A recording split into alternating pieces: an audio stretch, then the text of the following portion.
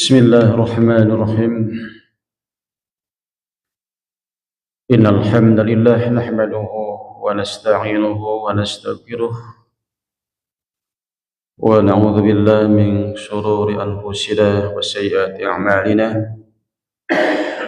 من يهده الله فلا مضل له ومن يضلله فلا هادي له. أشهد أن لا إله إلا الله وحده لا شريك له وأشهد أن محمدا عبده ورسوله الذي لا نبي بعده. أما بعد،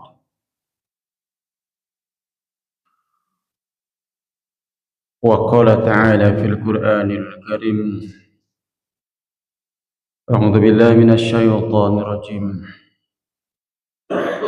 قتل الإنسان ما أكفره من أي شيء خلقه من نطفة خلقه فقدره ثم السبيل يسره ثم أماته فأكبره ثم إذا شاء أنشره. وفي آية أخرى: ألم نجعل الأرض كفاتا أحياء وأمواتا.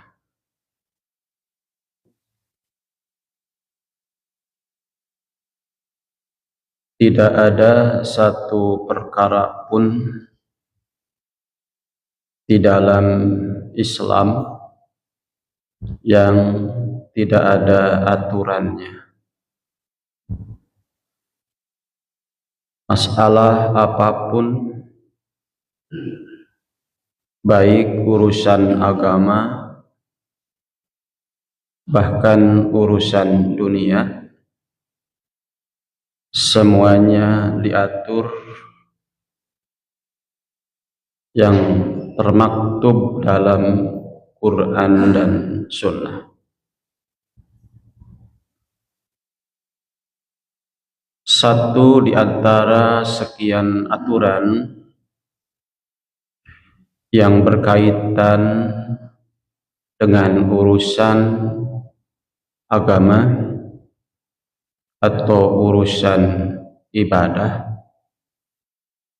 adalah berkaitan dengan pengurusan masalah jenazah. Karena ada yang punya pemahaman ngurus jenazah itu katanya bebas, karena urusan muamalah. Jadi kalau muamalah berarti urusan dunia. Bebas yang dimaksud mau disolati dulu baru dimandikan, mungkin disolati dulu baru dikafani, atau mungkin yang lebih parah lagi sudah dimakamkan baru disolati. Itu Pak, dan itu penting untuk kita pahami. Karena ada yang punya pendapat ngurus jenazah itu urusan muamalah, seperti utang piutang, berdagang, transaksi, dan lain-lain.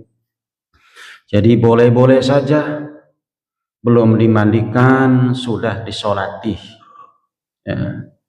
Belum dikafani sudah disolati, bahkan mungkin kafani dulu, bongkar lagi, mandiin, mungkin begitu, ya.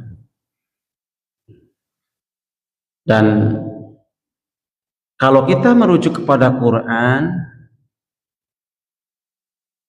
Allah hanya menyebut summa amatahu fa'akbaroh. Itu di surat Abasa ayat 21-22 lah gitu. Kalau mau panjang ya dari qutilal insanu ma'akfaroh. Tapi yang langsung berkaitan dengan pemakaman itu ada di kalimat summa amatahu fa'akbaroh. Kemudian Allah matikan manusia, Allah wafatkan manusia. Summa amatahu fa'akbaroh, lalu Allah kuburkan. ya. Lalu Allah kuburkan. Nah, nanti pengertian kuburkan itu bagaimana? Bisakah dikatakan dikuburkan padahal digantung saja jenazahnya, sehingga tengkorak-tengkorak itu bergelantungan di pohon-pohon kayak orang pedalaman itu, Pak, ya. Apakah termasuk yang dipetikan atau diawetkan, ya, atau dibakar, ya, debunya dimasukin ke toples, ya kan, diabadikan? Apakah itu juga termasuk pemakaman? Yang Allah terangkan fa'akbarah, sudah mati Allah nyatakan fa'akbarah, tsumma amatahu fa'akbarah, kemudian ya Allah wafatkan, Allah matikan manusia, fa'akbarah, lalu Allah kuburkan. Maksud lalu Allah kuburkan artinya syariat penguburannya Allah perintahkan. Secara tersirat di ayat 25-26 surat Al-Mursalat, alam naj'alil arda kifata ahya'aw wa amwata. Kita disuruh merenung, orang kafir disuruh mikir, bukankah kami, kata Allah, menciptakan bumi itu sebagai tempat berkumpul bagi al-ahya wa amwat, untuk yang hidup dan untuk yang mati. Kita di dunia, kita di bumi ini berkumpul. Sekarang nih kita lagi berkumpul. Nanti kalau kita mati pun tempatnya tetap di bumi. Kita di bumi dan kita juga nanti kalau mati di bumi. Allah jadikan bumi, tanah ini sebagai tempat berkumpul untuk hidup dan berkumpul untuk yang mati.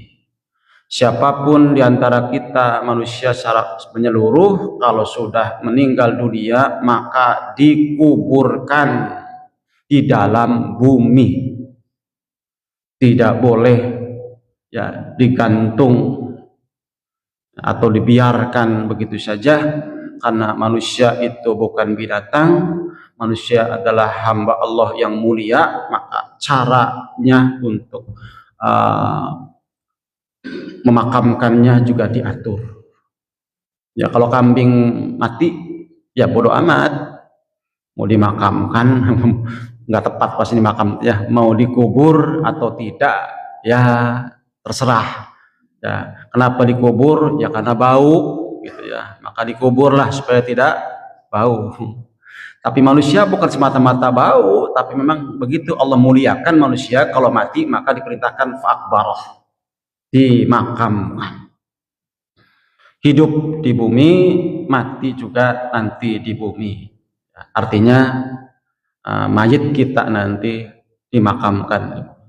Nah, kalau kita baca Quran maka cuma ada satu, memakamkan, itu kan? Ya. Dan juga nggak tahu kita aturan memakamkannya.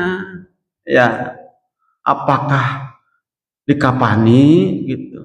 Ya, langsung saja dimasukkan ke liang kubur, itu kan? Ya. Karena perintahnya adalah memakamkan, ya, gitu kan? Ya, bagaimana cara memakamkannya? Ya, doa, membaca apa ketika memasukkan jenazah ke liang lahat? Dari arah mana memasukkan jenazahnya? Itu kan tidak diatur kalau kita baca Quran saja. Maka mau tidak mau, sebagaimana pesan Nabi, kutinggalkan dua perkara untuk kalian tidak akan sesat selama berpegang pada keduanya, yaitu Quran dan Sunnah. Maka tentu saja kita akan mendapatkan urutan pengurusan jenazah yang benar, merujuknya kepada hadis. Ya, bukan di Quran tidak ada, di Quran tersirat. Allah perintahkan di Quran itu, laqad kana lakum fi rasulillahi uswatun hasanah. Allah beritakan kepada kita bahwa Nabi itu contoh tauladan yang paling hebat dalam segala hal, termasuk dalam pengurusan jenazah. Nah, karena hadis-hadis yang ada kita tidak susah mendapatkannya urutan. Sudah mati, dimandikan, lalu dikafani, lalu disolati, lalu dimakamkan. Hadis yang satu begitu rentetannya nggak ada, nggak ketemu kita, gitu ya. Kalau tidak betul-betul mengkajinya dengan teliti, karena suka terpisah-pisah.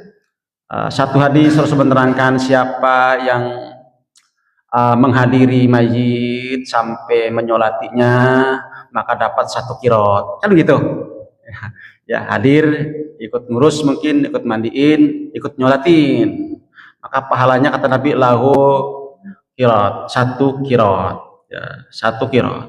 Siapa yang menyaksikan atau hadir di jenazah itu sampai kemudian ia ikut juga untuk mengiring jenazahnya ke pemakaman, maka baginya 2 qiraat. Kan begitu. Itu juga belum menunjukkan tertibnya.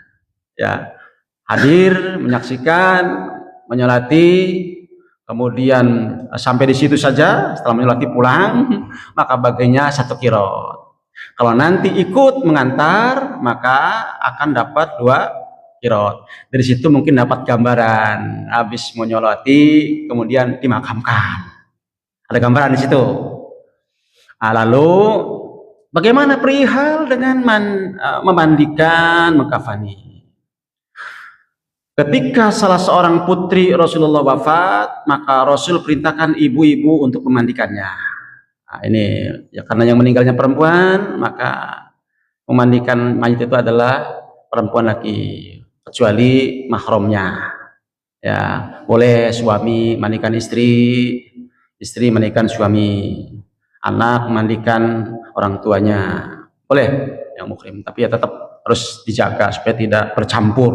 Nah, laki-laki perempuan mandikan kabel, nggak lihat itu muhrim atau repot juga, mesti diatur. Ketika sudah selesai ibu-ibu mandikan putrinya Rasulullah, maka Rasul ngasih kain semacam anduk, dikeringinlah badannya, lalu kemudian diberikan kepada mayit itu oleh Rasulullah kain kafan.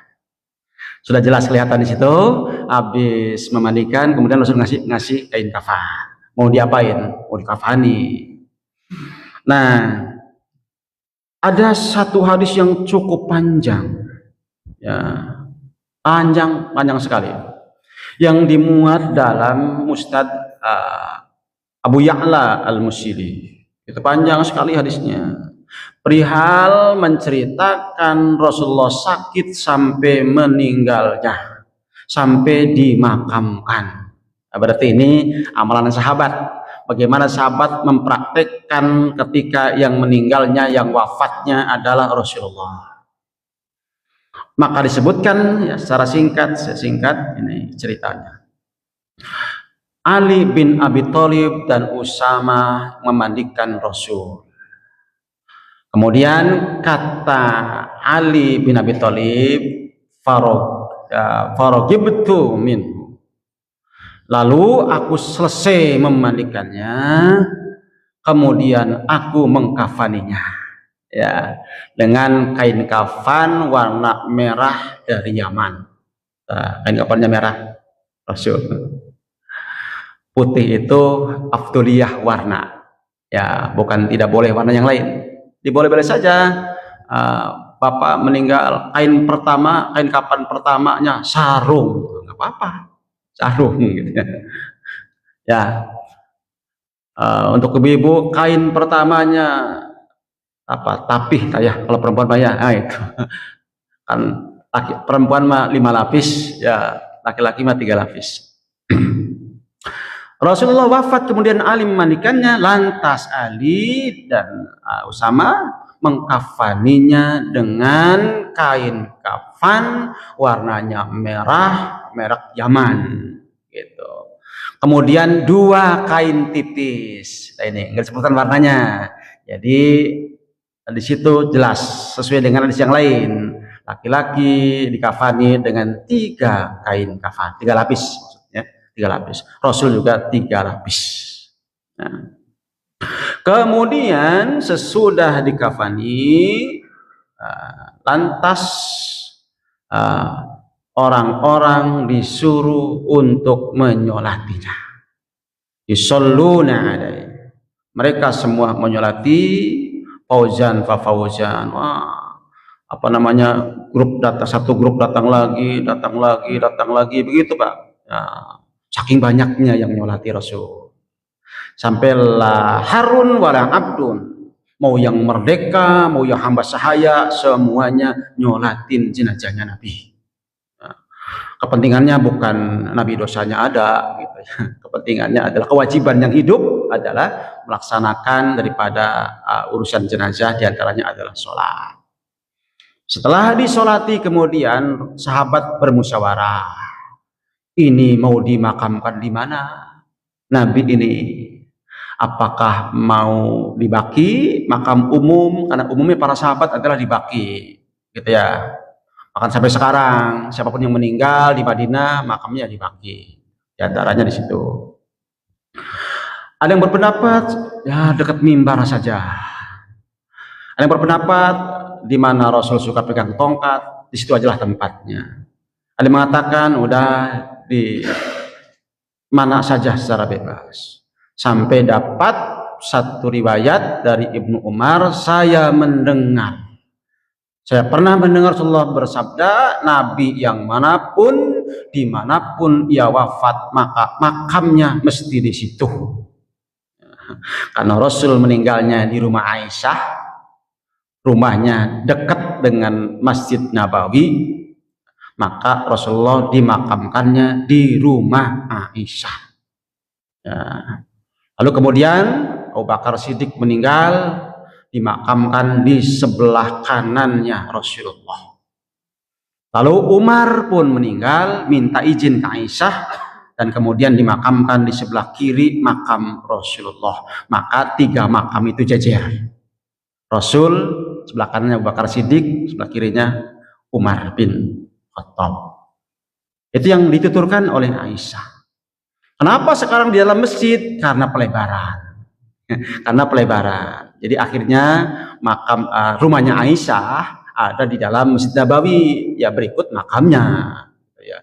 Makanya diamankan, tetap dijaga ketat oleh askar. Ya. Jangan lama-lama di situ kalau ziarahnya. Ucapan assalamualaikum ya Rasulullah, jangan lama-lama. Assalamualaikum ya Abu Bakar, jangan lama-lama. Lewat diusir nanti oleh askar. Ya, karena khawatir ada terjadi hal-hal yang tidak diinginkan, syirik terutama ya. Kalau sudah ke situ kan nanti sama Allahnya hilang ya. Nanti yang diunggulkan 3 orang itu ya, nanti bisa syirik Pak gitu ya. Makanya jangan lama-lama, syariat itu hanya ucapan salam saja, tidak ada doa apa-apa. Kalau berlama-lama pasti askarnya marah ya. Suruh segera pergi ya. Di samping memang harus gantian gitu ya. Nah, di situ kita dapatkan urutan. Jadi mengurus jenazah bukan urusan dunia, tapi urusan agama. Caranya memandikan, mengkafani, menyolati, dan menguburkan. Itu barangkali yang bisa saya sampaikan, mudah-mudahan ada tambahan ilmu sedikit. Allahumma ighfir lana warhamna wa tub alaina innaka anta tawwabur rahim. Allahumma rabbana atina fid dunya hasanah wa fil akhirati hasanah wa qina adzabannar. Wassalamualaikum warahmatullahi wabarakatuh.